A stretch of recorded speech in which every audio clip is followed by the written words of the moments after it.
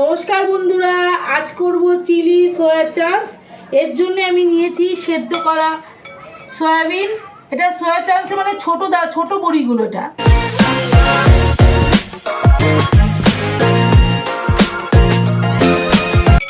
আর নিয়েছি এখানে tomato, capsicum, পেঁয়াজ আর লঙ্কা কুচি, নিয়েছি টক দই, কর্নফ্লাওয়ার, জিরে,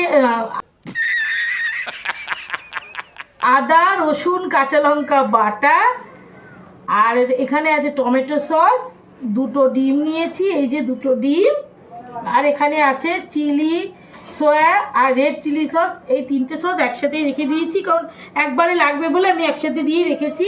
চলো এবার ডিমটাকে এর মধ্যে ফাটিয়ে এখন মাখাতে হবে ভালো করে।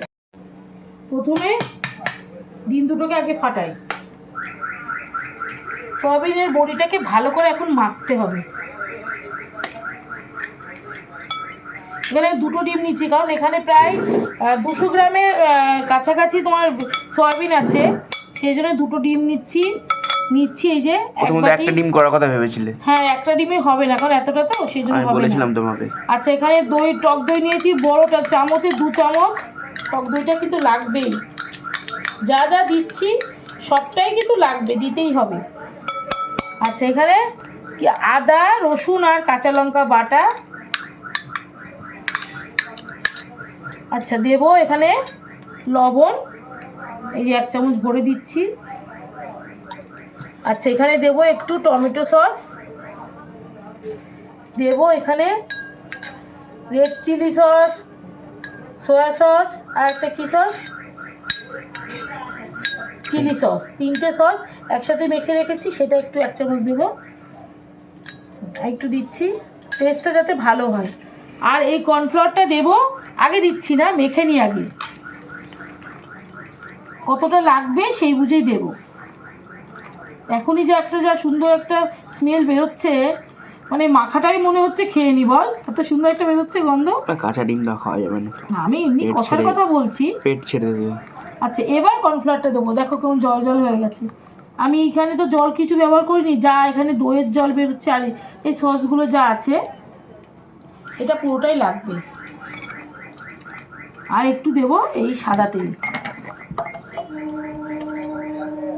আমি হাতে করে এইভাবে দিচ্ছি, সানফ্লাওয়ার অয়েল। ব্যাস, এবার মেখে এটাকে প্রায় 8 ঘন্টা মতো ঢেকে রাখতে হবে, যাতে এই সয়াবিনের ভিতরে মশলাগুলো ভালো করে ঢুকে যায়। চিকেনের ভেতর যেমন রাখতে হয় সেরকম কিন্তু এটাকেও রাখতে হবে। রেখে 8 ঘন্টা পরে তারপরে আসছি। 8 ঘন্টা পরে ফিরে এসেছি, এই যে পুরো মশলাগুলো সয়াবিনের ভিতর ঢুকে গেছে। এবার এগুলোকে ভাজতে হবে, আর এদিকে কিন্তু আমি তেল গরম বসিয়ে দিয়েছি। এবার একটা একটা করে ছাড়তে হবে। একটা ছেড়ে দেখি তেলটা কেমন গরম হয়েছে। গরম হয়ে গেছে। এটা ভাজতেই যা সময় লাগবে, একটা একটা করেই ভাজতে হবে। চিকেন হলে কি, চিকেনের পিস একটু বড় বড় থাকে। এর মধ্যে আমি আরেকটু কর্নফ্লাওয়ার দিয়ে দিচ্ছি, যেহেতু এই দেখো না সাইডে সাইডে বেরিয়ে যাচ্ছে, এইটুকু আমি দিয়ে দিচ্ছি, যাতে কোটটা ভালো হয়, সেই জন্য। এটা কিন্তু খেতে ভীষণ ভালো হয়, আমি আগেও করেছি, আজকে তোমাদের সাথে শেয়ার করছি। সবসময় চিকেনেই খাওয়া হয়, একটু সয়াবিন দিয়েও খেয়ে দেখি কেমন। শীতকালে ভালোই লাগবে এই ধরনের রেসিপি, তো শীতকালের জন্য খুবই ভালো। ঘরে কিছু থাকলো না, চিকেন নেই, সয়াবিন থাকলো, একটু ঝটপট করে নিয়ে খাওয়া যায়। চিকেনের তো আর কম দাম না, চিকেনের অনেক দাম। হ্যাঁ, অনেক দাম। সবসময় তো চিকেন থাকে না, আর সবসময় চিকেন খাওয়া উচিতও না, ভালো লাগে না, একটু অন্যরকম করে খেতেও ভালো লাগে। চিকেনেও আজকাল ভেজাল। সয়াবিন দিয়ে খেতে কিন্তু ভালোই লাগবে। আচ্ছা, এগুলো ভেজে নিয়ে এবার একটু ভাজতে, এগুলো সময় লাগবে, আস্তে আস্তে জোরে এইভাবে ভাজতে হবে। ভেজে নিয়ে তারপরে আবার ফিরে আসছি। বন্ধুরা, এই যে সব ভাজা হয়ে গেছে, এই যে এক এক করে সব তুলে নিলাম। যেহেতু এর মধ্যে ডিম ছিল বলে কিন্তু এরকম ফেনা ফেনা মতো হচ্ছে, এই তেলের মধ্যে আমি সব দেব। এই দেখো কতগুলো হয়েছে, 200 গ্রাম সোয়াবিন ছিল, কতগুলো হয়েছে দেখো ভাজার পরে। তেল ধরে বসে থাকে না এগুলো? হ্যাঁ, এই দেখো কত সুন্দর হয়েছে, একদম চিকেন পকোড়ার মতোই কিন্তু দেখতে হয়েছে। গ্যাসটা বন্ধ করে নিয়েছিলাম, রয়ে গেল আবার আমি ওটা তো পরে গ্রেভির মধ্যে দিয়ে দেবো। এবার এই তেলের মধ্যেই এই দানাগুলো তুলে দিলে ভালো হতো। তেলটা রিফ্রেশ করে না মা। না, এই তুলে নিচ্ছি সব।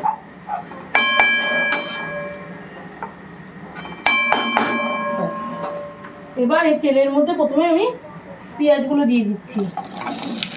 চিলি চিকেনের যেই শেপ সেই শেপই করে কিন্তু করেছি সব কটা জিনিসই, ক্যাপসিকাম পেঁয়াজ সবই এরকম শেপই করেছি। আর আমি এখন আর লবণ দিচ্ছি না, কারণ এখানে লবণ দিয়ে ভেজেছি, আর এই সসগুলোর মধ্যে তো লবণ থাকে সেটা তো তোমরা ভালো করেই জানো, সেই জন্য লবণ দিচ্ছি না। আর পেঁয়াজটাকে একটুখানি নাড়িয়ে আমি ক্যাপসিকামটা দিয়ে দেবো, দুটোকে একবারে সেদ্ধ হয়ে যাবে, তারপরে আমি টমেটোটা দেবো। আর এখন আমি লঙ্কাগুলো দিয়ে দিচ্ছি। এবার চিলি চিকেন যেমন করে করতে হয় ঠিক তেমনই হবে। গন্ধ কিন্তু ঘরে পুরো একদম গন্ধে ভরে গেছে, পুরো চিলি চিকেনের গন্ধ বেরোচ্ছে ঘর দিয়ে। এবার আমি ক্যাপসিকামও দিয়ে দিচ্ছি, টমেটোটা একটু পরে দেব। এবার এই দুটো জিনিসকে ভালো করে একটু নরম করে নেবো, পুরো একদম ডিপ ফ্রাই কিন্তু করবো না, শুধু একটু নরম হবে, সেদ্ধটার মতো সেদ্ধ হওয়ার পর্যন্ত আমি এটাকে নাড়াবো, তারপর আমি টমেটোটা দেবো। পেঁয়াজের সাথে টমেটোটাও পরে দিয়ে দিয়েছি, সেটা আর দেখানো হয়নি, একবারে দিয়ে দিয়েছি। সব নরম হয়ে গেছে সবজিগুলো, তুলে দেখাও একটু ভালো করে। এই যে সব নরম হয়ে গেছে, এই দেখো সব সেদ্ধ হয়ে গেছে। এবার আমি এই যে মশলাটা ছিল এর মধ্যে জল দিয়েছো আবার? হ্যাঁ, একটু জল দিয়েছি। এই জলটা কিন্তু ভীষণ টেস্ট হবে, কারণ এর মধ্যে রসুন আছে, ডিম আছে, সমস্ত কিছুই আছে। জল কেন দিলে? ঘন ছিল না, একটু ঘন ছিল, ঘন থাকলে তবে না, এটাতে জল এমনিও দিতেই হবে। এবার আমি সব সসগুলো দিয়ে দিচ্ছি, একসাথেই হয়ে যাবে। এটা হচ্ছে টমেটো সস, এখানে বড় 2 টেবিল চামচের 2 চামচ টমেটো সস, আর এই সয়া সস চিলি সস সেটাও কিন্তু 2 টেবিল চামচের। আমার একটু কথা একটু আটকায়, কিছু করার নেই, একটু না অনেকটাই আটকায়। আচ্ছা, এই বাটিগুলো ধুয়ে আমি একটু দিয়ে দিচ্ছি, জল তো লাগবেই, কারণ এই সয়াবিনগুলো তো জল দিতে হবে। দেখো কত সুন্দর কালার কি আসবে, ইয়েলো নাকি লালি আসবে? লালি আসবে, কেন আসে নাকি, দেখতে কেমন সুন্দর হয়েছে বল। কালারটা চেঞ্জ হয়ে কালারটা। হ্যাঁ, কি সুন্দর হয়েছে। এবার আমি সয়াবিনগুলোকে একসাথেই দিয়ে দিচ্ছি এর মধ্যে।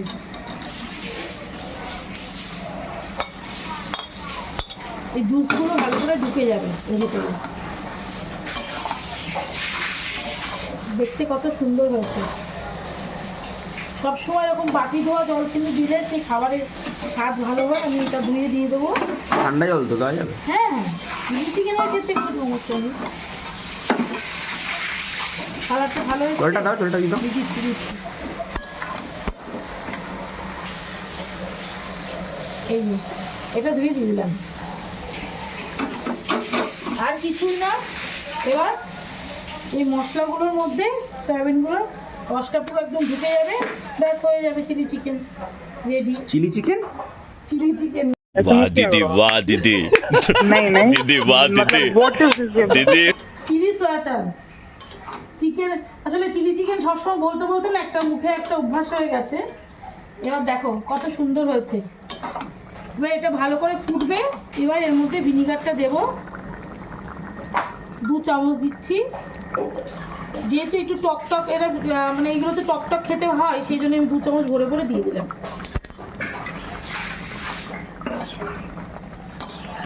বন্ধুরা, চিলি সয়া চাংস রেডি, প্লেটে দিয়ে দিয়েছি। এবার শুধু খাওয়ার পালা। দেখতে কেমন হয়েছে আর রান্নাটা তো তোমরা দেখলে, দেখে তোমাদের যদি ভালো লাগে তাহলে একটা লাইক করবে, শেয়ার করবে, কমেন্ট করবে, সাবস্ক্রাইব করবে। আর এই ভিডিওটা এইটুকুই, টাটা।